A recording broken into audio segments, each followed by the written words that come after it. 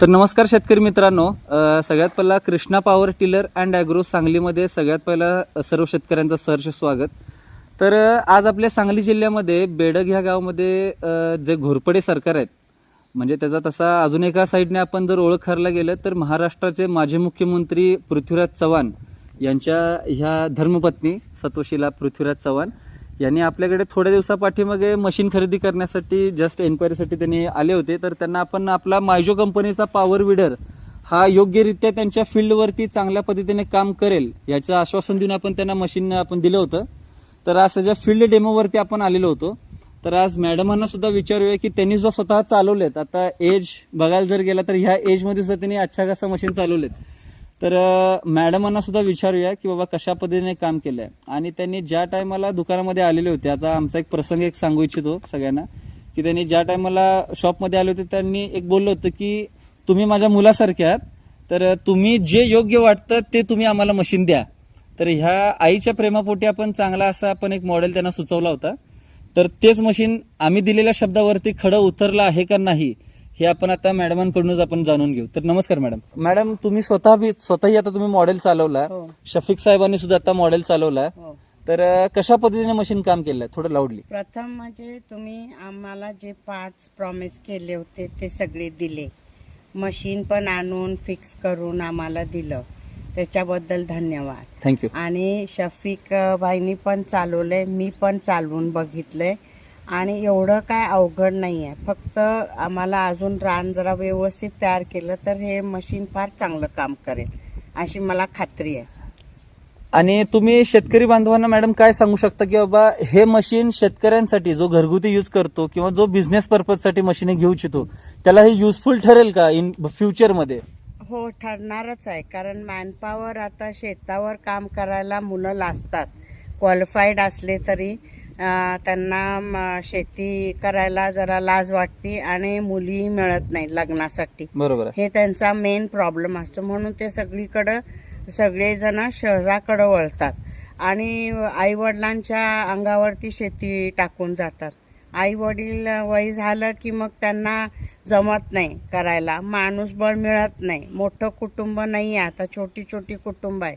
त्याच्यामुळे त्यांना mechanise farming करणं जरुरी आहे आणि हे चांगलं यंत्रण आहे त्याच्यासाठी असं मला वाटतंय. म्हणजे भविष्यामध्ये हे शेतकऱ्यांना फायदेशीर ठरणार आहे. हो, ठरणारच आहे. जर माणूसबळ इकडं वळवलं नाही शेतीकडे तर मग हे मशीन चांगलंच उपयोगाला येणार आहे. आणि टाइम सेविंग पण आहे, शिवाय खर्च जास्त नाही आहे ह्या मशीनचा. ते सगळ्यात म्हणजे फायदेशीर आहे. सध्याच्या अवस्थेमध्ये जेव्हा आम्हाला योग्य तो दर मिळत नाही, आमच्या ह्या मशागतीला मेहनतीला म्हणा, सरकार योग्य तो दर देत नाही. बरोबर. त्याच्यामुळे आम्ही असं टूल जर वापरलं तर आम्ही पुष्कळ पैसे पण वाचू शकतो आणि आमची जमीन पण सुपीक राहील. बरोबर. तर मॅडम एवढ्या डीपली किंवा एवढं परफेक्टली का सांगू शकल्या, कारण त्यांनी एवढ्या चांगल्यारीत्या ही जागा त्यांनी मेंटेन ठेवलेली आहे आणि एवढी चांगल्यारीत्या त्यातून त्यांनी पिकाचे आउटपुट घेतात.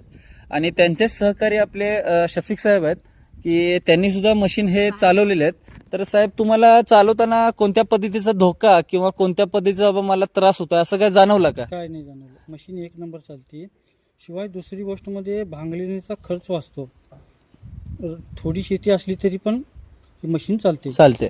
बरं, तुम्हाला बाबा चालवताना बाबा मशीनची ताकद कुठे कमी पडते असं काय जाणवलं का? मशीन पूर्ण सेफ्टी आहे. सेफ्टी आहे.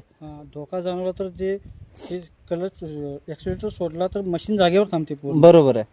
तर मी वारंवार एक गोष्ट सांगत असतो की आमच्या दुकानामध्ये जो शेतकरी वर्ग येतात की जे म्हणतात की साहेब शेती परवडत नाही, पण शेती परवडत असते, फक्त लेबर कॉस्टमुळे शेती परवडत नाही. तर ह्याच गोष्टीचं धोरण ठेवून मॅडमांनी सुद्धा चांगला असं मॉडेल खरेदी केलेलं आहे.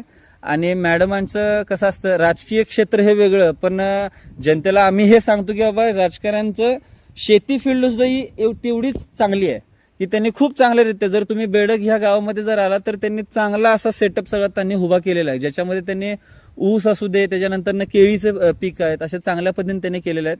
तर मॅडम, ज्या पद्धतीने आम्ही शॉपमध्ये तुम्हाला सांगितलं होतं की बाबा आम्ही तुमच्या फील्डवरती येऊन चालवून दाखवू वगैरे, त्या पद्धतीने आम्ही ते करून दाखवलेलं आहे का? हो, डेमो चांगला दिला आणि एकदा नाही 10 वेळा तुम्ही आम्हाला समजून सांगितलं की हे सेफ्टी असं आहे, हात लगेच सोडायचा म्हणजे मशीन जाग्यावर थांबतं, गिअर्स कुठले कुठले कसे वापरायचे आणि रोटर मागं पुढं कसं फिरवायचा, बदलायचे कसे बरोबर आहे. जेव्हा आपण रिव्हर्स गिअरमध्ये येतो तेव्हा, ते सगळं इतकं व्यवस्थित समजून सांगितल्यामुळे म्हणजे माझ्यासारखी सुद्धा ह्या वयात ते मशीन चालवू शकते. मला आता ह्या होय म्हणजे तुम्ही आता काय तुमचं एज थोडं समजू शकेल का मॅडम? I am 69 now.